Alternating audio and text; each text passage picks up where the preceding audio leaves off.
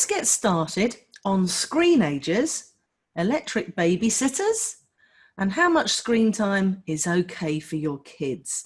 And we'll look at 10 top tips to handle technology with your children. Now, forget alcohol, homework, and partying. The most challenging issue for parents right now is the smartphone lodged firmly in your offspring's addicted fingers.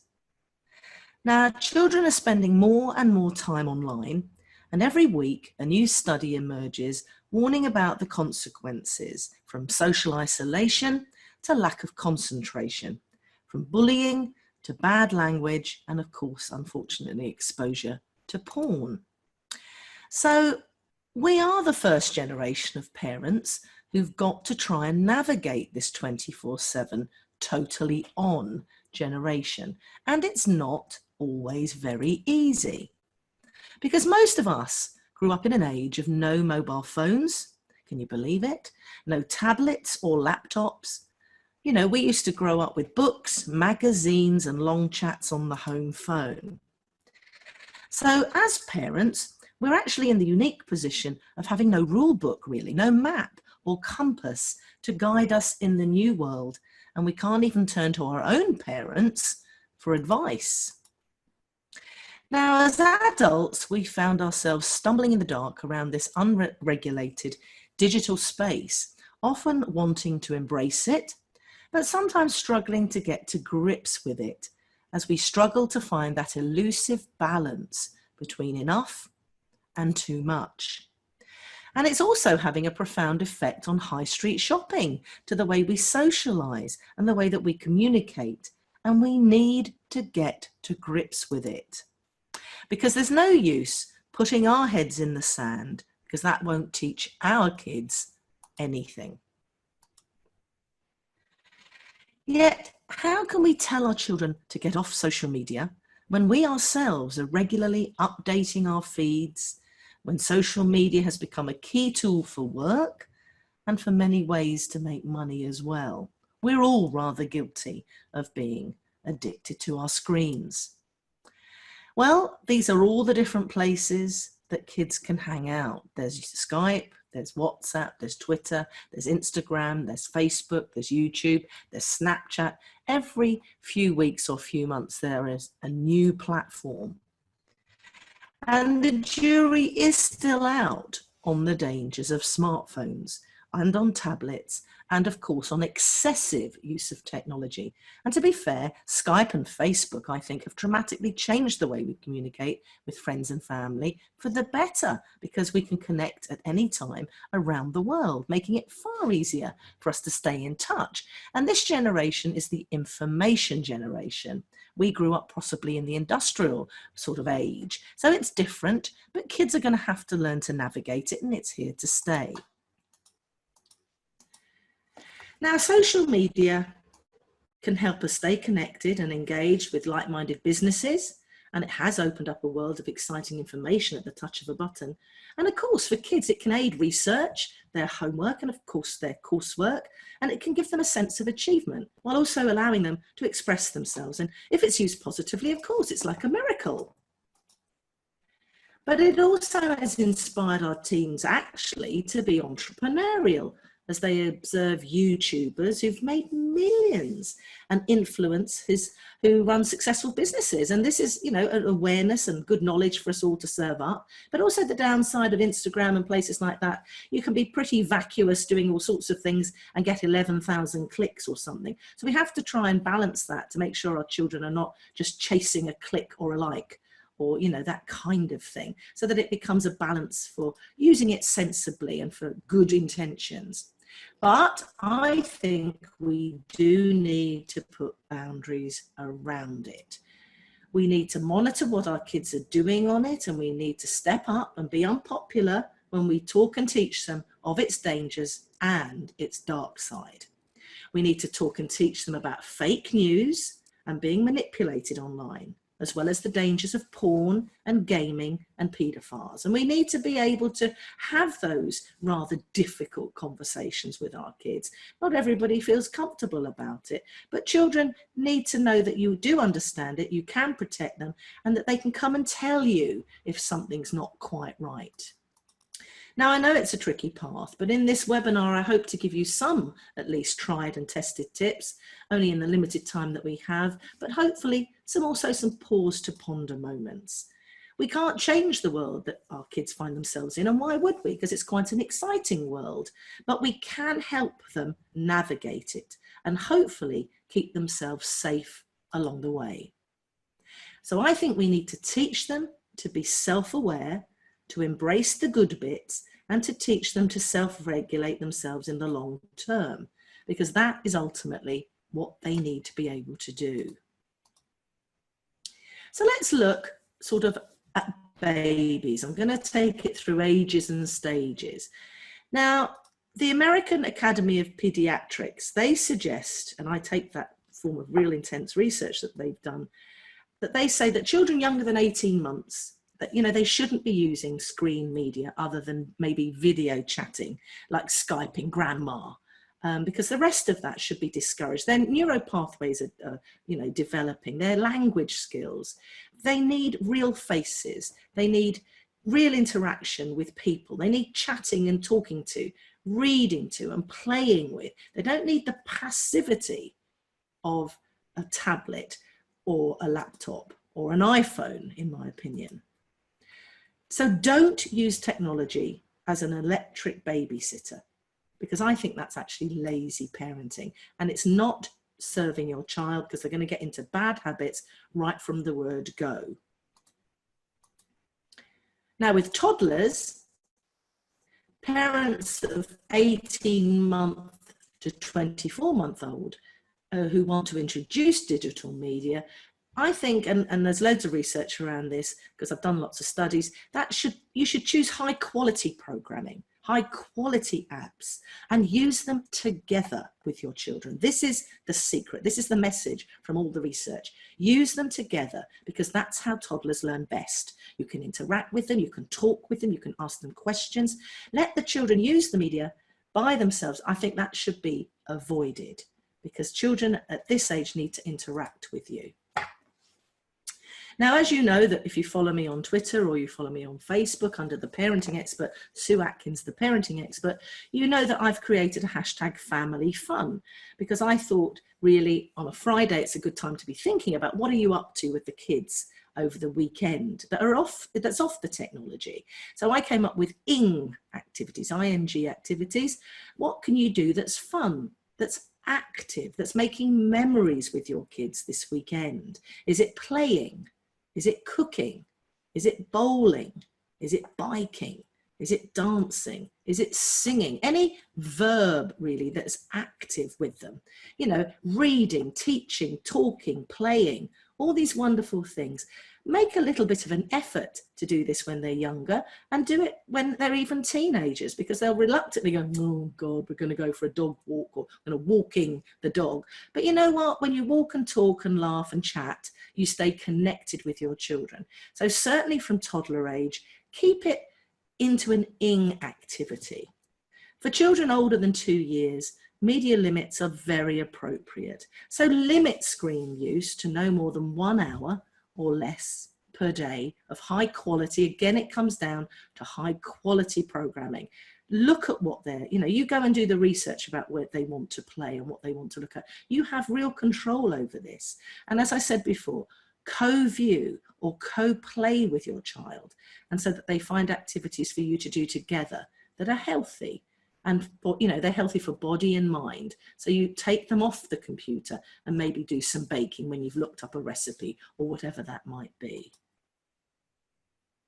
So here they are, addicted in their bedrooms. And so this is a challenge. Now, all children and teens need adequate sleep. In fact, they need between 8 and 12 hours, depending, of course, on their age. They need physical activity too, at least 1 hour a day.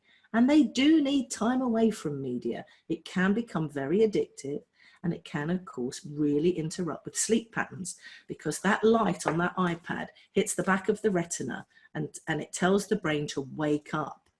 And that's the problem with giving devices or having devices in your bedrooms at night.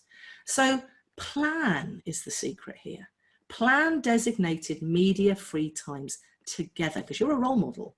So plan family dinners together where you put away the media, you know, the social media things, the iPads, the phones, and make it a media-free zone. Certainly their bedrooms. There's loads of research to show kids should not be having their devices in their bedrooms. So, you know, one of the key things is TVs, that includes computers and smartphones. They won't like you for it to start with, but you have to be their parent, not their friend, and set up a routine around that soon they'll, you know, learn to read a book or listen to music and fall asleep, because that's what they need to be able to do long term as an adult too. They need to fall asleep like we all do without a device, because that just buzzes you up. So I talk about having a media plan. Now I want you to think about and develop your own personalized media plans for your children and for your family, because you're all different. You've all got different ages and stages, personalities and characters, and it won't take long, but it will be a fabulous way to give you clarity, direction and confidence in your screen rules. Most parents don't do a media plan. And of course, don't forget, when you've made one, you do need to amend it as your children grows and as they mature and as they show more responsibility. But really, a media plan really then sets you up to have some sort of clarity around all the devices that they're going to be coming into contact with. Now, media plans should take into account each of your children's age, of course, their health, their personality, and their developmental stage. Think about screen-free zones in your house. Is it the bedroom that you have no screens in? Is it sometimes in the lounge on a Sunday afternoon that you say, right, no screens, this is a screen-free zone? You know, think about your house, think about how that would work to just have a screen-free place. Think about screen-free times, for example, at dinner, when you're all sitting down together. I know Rod Stewart gets his hat out and makes all the kids put their phones into his hat, and then he locks it away in a cupboard. And so that no one, when they're sitting down to eat, can be on a device. So something simple like that may work in your house. You think about it. These are for you to think about and create for your particular family. When would be convenient and easy and fit into your lifestyle around having a screen-free time? Perhaps you could have device curfews when you take all the devices away. Is it an hour before bedtime from everyone, including, you know, you've got to join in sometimes. So as a role model, you put your device away at 6:30 with them for a couple of hours too. And you'll certainly notice the benefits. You won't feel so stressed and anxious and jittery, and you'll sort of have to do something else that might be quite enjoyable together or on your own. But device curfews work well too. And the other thing to plan into your media plan is choose media that's worth your child's time. Choose and diversify their media. You know, when you look back in 5 or 10 years, did they waste hours and hours playing Fortnite or, well, in my time with my kids, Angry Birds? You know, some of these things are quite fun, and I'm not being a killjoy, but when they look back, will they look back and say, well, I just wasted hours and hours of my childhood playing sort of a bit of a banal game, really? Try and balance online and offline time. That's what it's about, really, making it compelling. When I've worked with some clients, they said, well, I've got him off the computer, and I said, now go and do your homework. Well, that's not compelling to a child, is it, really? It's got to be enjoyable, and so that they want to come and join in with you and feel connected to you. Because I always say children spell love T-I-M-E. So come offline and do something fun. This is all about, really, you're teaching your children to be digital citizens, and so you are creating a digital citizen. Also, you're keeping them safe. Also, ponder sleep and exercise, and when you're putting into your media plan, how do you keep them safe? Do you have lock devices? Do you have passwords for certain things? And also then when you put in sleep and exercise, that keeps the balance between how much and how little they should be using those devices. So have a go this week. Let me know how you get on. Send me an email at sue@thesueatkins. What did you come up with for your personalised media plan? If you want some ideas, there's a great website. Here's the link to it, which is healthychildren.org/english/media/default.asp/plan view. That's a mouthful, isn't it? Hopefully you can look at it there. But I found that to be very helpful to create your media plan that might help you with more ideas. And remember to communicate your plan to other caregivers, such as babysitters as well. They need to know your rules. Or grandparents. That's another source of conflict sometimes, when grandparents give in because they think the children, want to be and do more on the computer. But, if you're strong about this and you have strong views about it, pass on your media plan to the grandparents so that the media rules are followed consistently by everyone. Now, official guidelines. Well, unfortunately, here in the UK, there are no official guidelines on how much screen time is healthy for children. But Common Sense Media, I love that as a website. It's a non-profit organisation that aims to help kids thrive in a world of media and technology. And it advises setting a family schedule for media use. And this can include weekly screen time limits on the kinds of screens that kids can use, and they give great guidelines on the types of activity that they can do or the programs that they can watch. So that's commonsensemedia.org. I also recommend time tokens. I know the lady who created time tokens, and these are a wonderful way. It's a simple pack that helps you manage your child's screen time for kids that are aged from 5 to 10. They get token time. They can use it how they want to, but they only have a certain amount of that time, so they can break it out and have it all in one go on a Monday, or they can spread it out over the week. And then they get the golden ticket, and then they do activities too with you on a Friday or Saturday or Sunday or whenever you create that time. Fantastic resource to just help children actually learn to self-regulate, but with you supporting them because they're only 5 to 10. So do check out timetokens.com. I think they're a wonderful resource. Well, now here is the Children's Commissioner, Anne Longfield. And she says, and is at pains to emphasise, that her starting point is that technology isn't something to be afraid of, and I agree with her. And she recommends that parents familiarise themselves with what their children are looking at. I couldn't agree more. Don't put your head in the sand and not understand. Ask them to explain to you why they like that game, why they're playing on that app. And also, it's a way for you to check that you're happy about what they're watching and looking at and who they're socialising with. You wouldn't let your child just go loose in the park and walk home and say, well, I'll see you at 8. So why do you let them go into their bedrooms on social media and you don't know what they're doing or who they're talking to? So I think we need to have a bit of common sense around this. Get nosy and inquisitive and get curious. Don't get judgmental, but certainly get involved is my tip, really. Now, children don't like you snooping or checking, but if you start off as you mean to go on, that will be the habit and the rules in your house right from the beginning. Remember, you are supposed to be your child's parent, not their friend, and you know the bigger picture and you understand the dangers. So I want you to step into this new role that I think is a helpful one and become your child's media mentor, because I think that's important that you do. So you've got yourself a new title tonight. You're going to be your child's media mentor.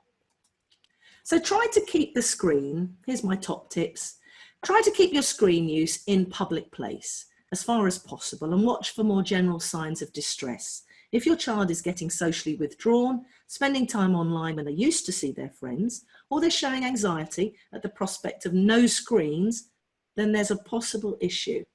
So don't allow screen use for hours and hours and hours alone in their bedrooms. I don't care what the person up the road is doing. Set some technology and screen rules in your house and stick to them and have consequences if they don't. It's not their right to use their appliances and their technology and all their smartphones and stuff. It's a privilege and they need to sometimes earn it.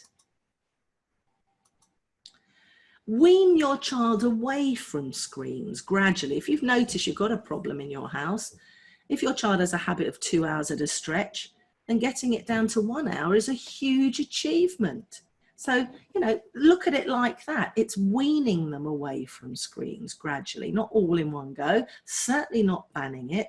But as I said to you before, I had a mum who said, well, come off your iPad now, do your homework. Well, you've got to make coming off the screen to do something more fun and more interesting together that's compelling, because then it's far easier for them to come off. Another of my tips is to focus on the times of day. So for example, you could have a rule in your house, no screens before school. That makes it much easier to get breakfast organised and get your bag packed and get your school shoes on and get out of the kitchen on time for school. So just have that rule, no screens before school. Perhaps you could have no screens at meal times, no screens at bedtime. Just keep the rules really simple in your house that fit your lifestyle, but be consistent. That's the same in everything, isn't it, around children, keeping it consistent so they know where they are, and so do you.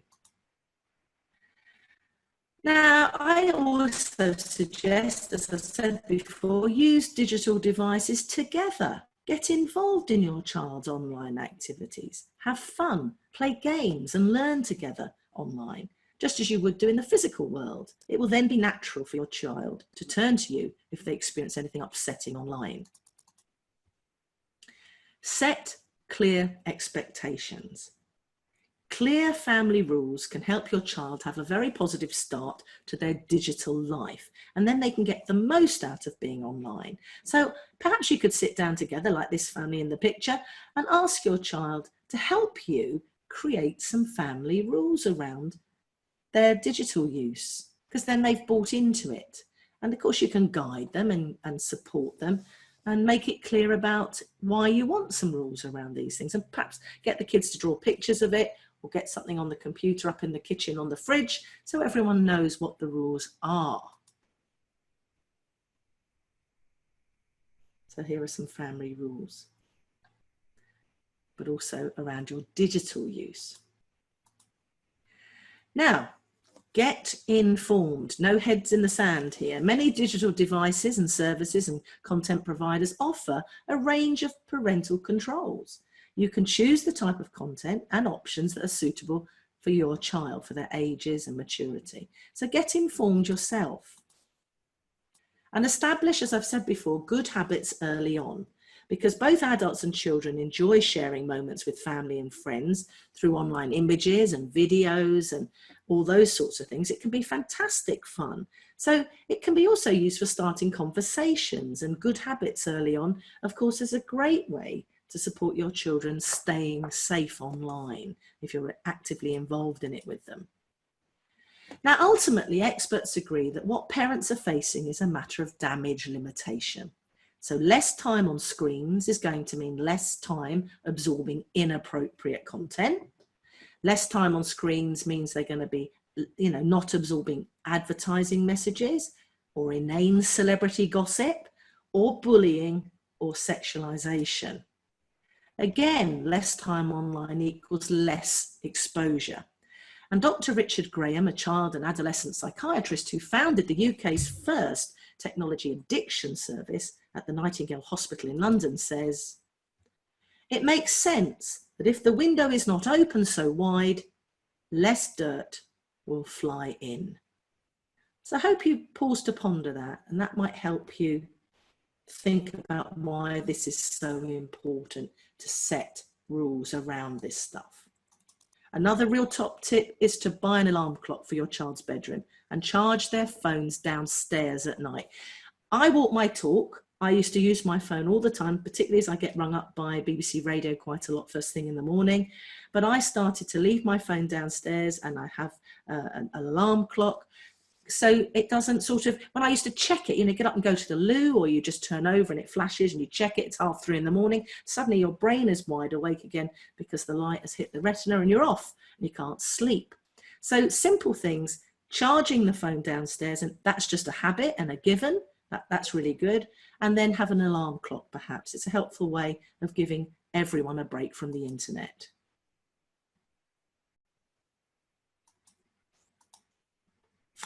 How about picking one evening a week where you do a family activity together, whether it's a film night, a board games night, or having a meal together.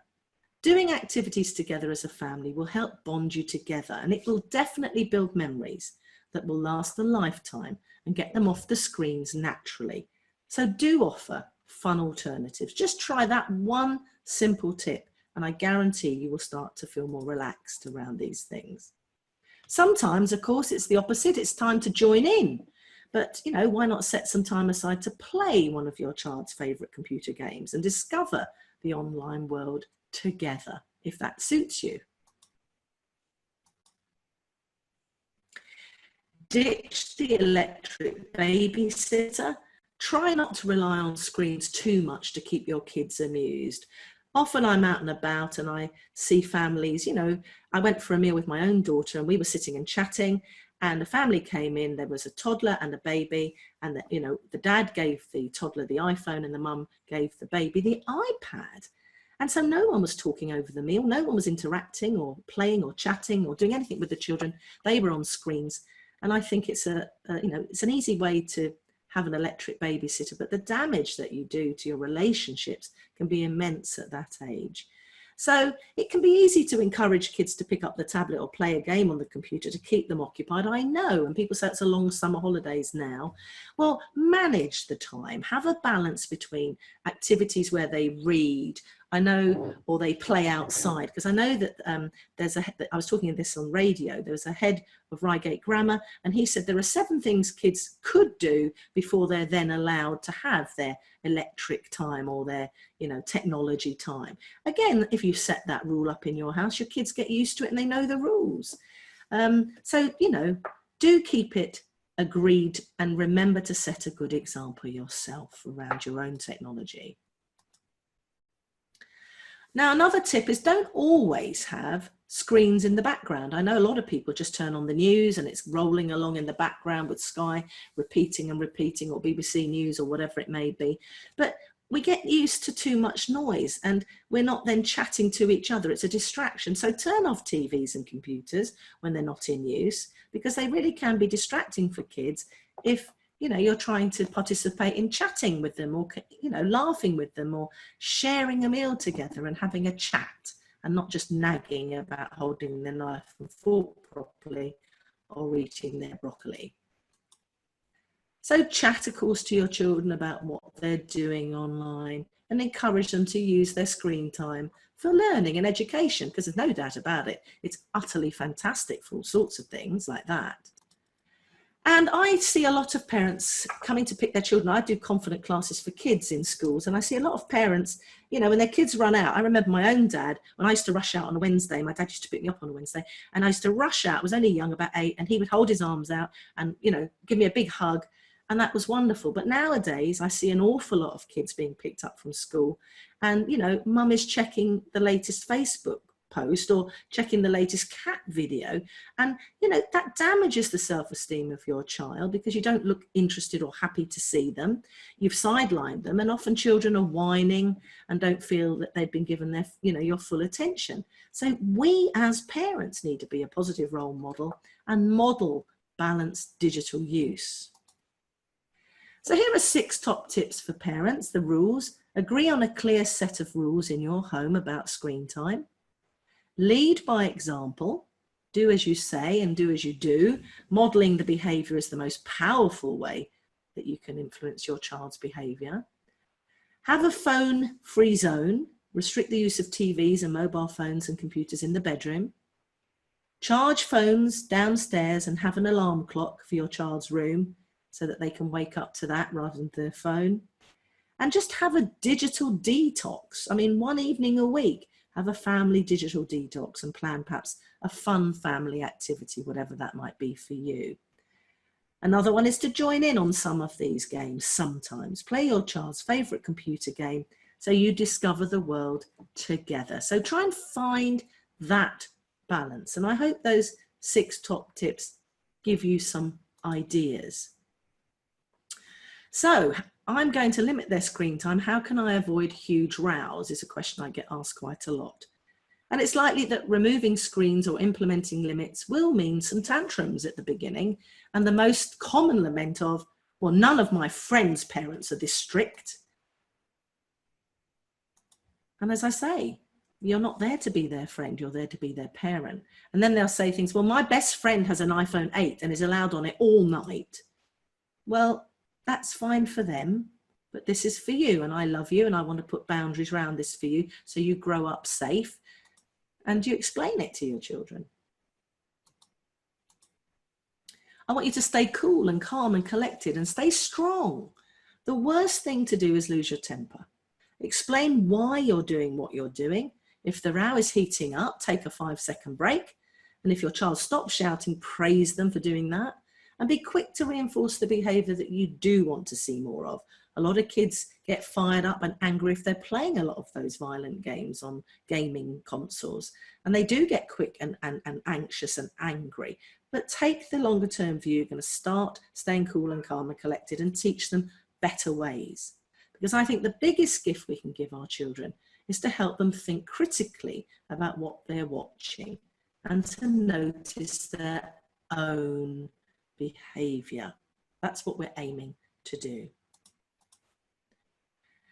Now, Mandy Salingeri, an addiction expert and founder of the treatment centre in the Charter in Harley Street, says, the kid kicks off in the moment because they're caught up with a powerful drug. And that is the addiction to technology. And it's important that the parent notices the agitation and says something like, so you name the emotion. I can see you're really upset. I hear stories of parents wrestling with kids to get their phones, and all that does is make the situation worse. So I suggest you give your kids a warning, a bit like a yellow card or it's coming up soon. Tell your child that they have half an hour of screen time left or 10 minutes or whatever. Use an egg timer or a clock near them so they can watch the amount of time that they've got and they can prepare themselves for it's going to be used up. I used to do that with Will and Molly. Will used to have his time and then he used to watch that clock and then it would be Molly's time. And they just get used to that in the end. That becomes your new deferred habit in your house. So allow screen times perhaps sometimes if they've done some of their jobs, like they've made their bed or they've laid the table or they've done the jobs that you've asked them to do, then perhaps they can have a reward. When you are firm and consistent, young people and children respond well. They will be upset, but they'll get over it and they'll start to read, spend more time with their friends, write stories, walk the dog, chat to you, make up games, remember that? Play even with their brother and sister. So talk and teach your children about your reasons for limiting their phone and computer use. The more you do it reasonably, the easier it will be.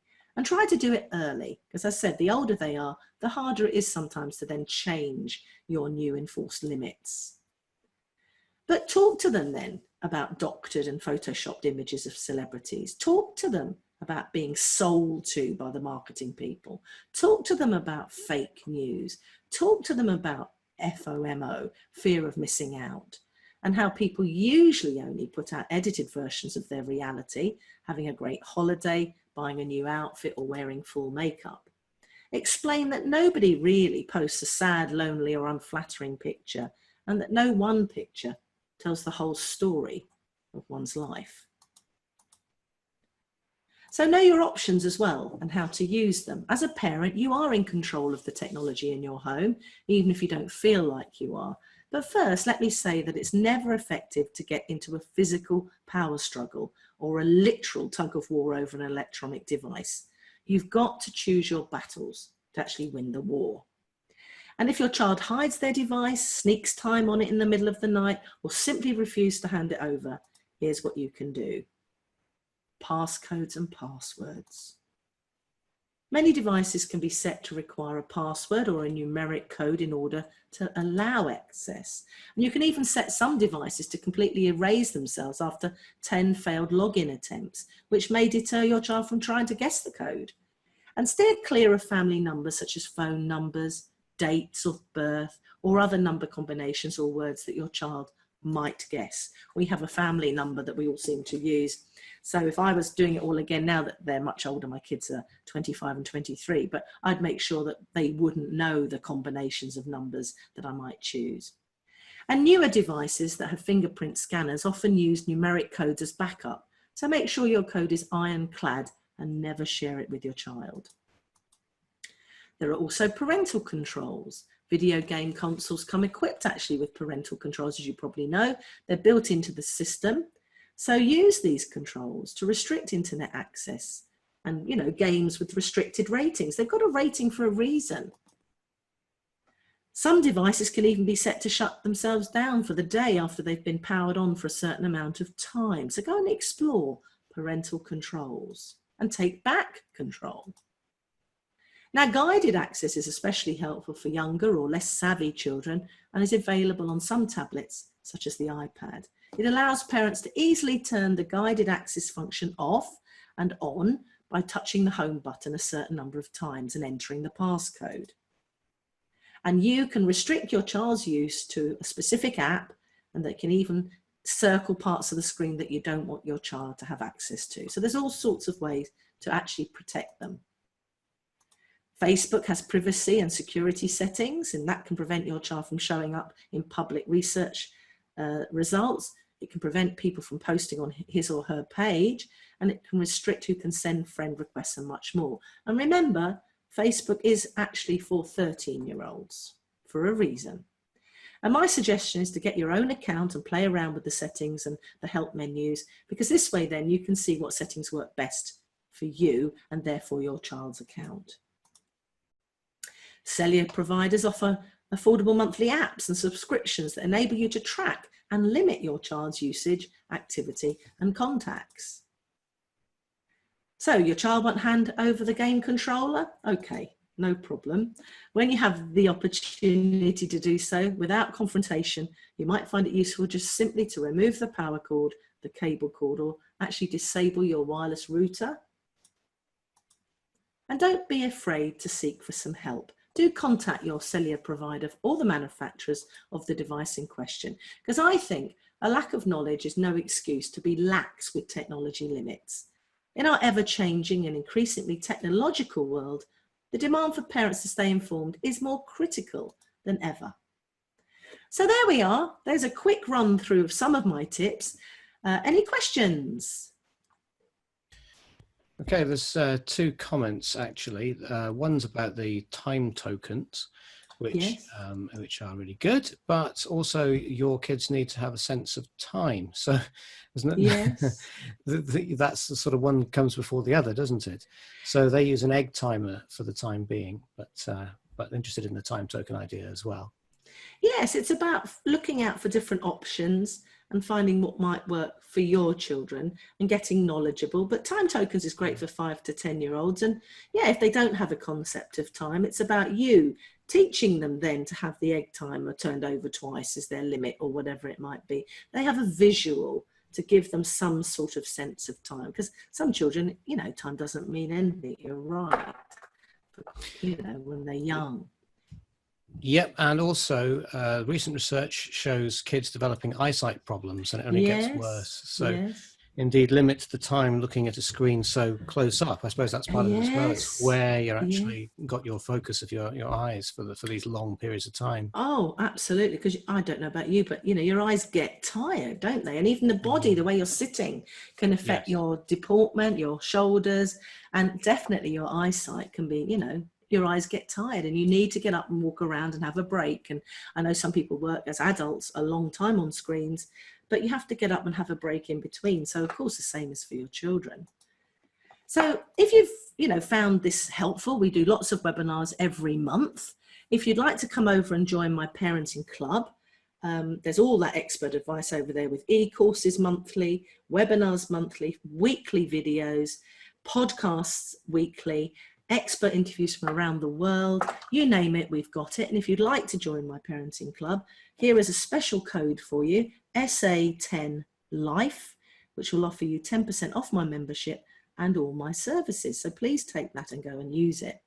If you want to check out my quick win videos, we've done them every week. We've done the step family cycle, we've done potty training and bullying.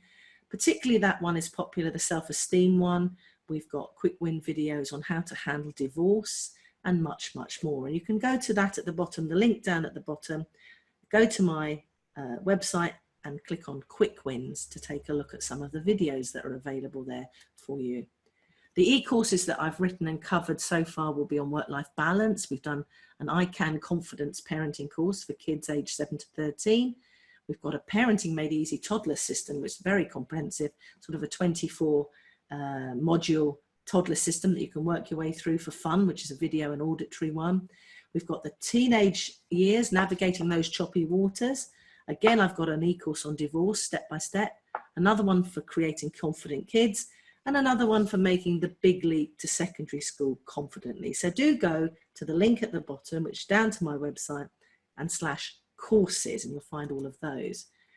There's monthly webinars, as I've mentioned. This one is one. We've got, in the past, we've got them on confidence, divorce, autism, dyslexia, and lots more planned coming soon. So thank you. Do follow me on Twitter, where I hang out there and do quite a lot of activity with my 31,000 followers and growing. My Facebook is Sue Atkins, the parenting expert. Do join us there and check out what I'm doing, get discounts and ideas and join the community. And also I've started on Instagram, Sue Atkins 18, where you'll get all sorts of my information there and fun stuff too. So there we are. Thank you very much for joining me tonight. I hope you have found it helpful. Do tell all your friends about the next webinar that is coming, which is about starting school. If your little one is getting prepared for beginning school, we'll be doing a webinar on that next month.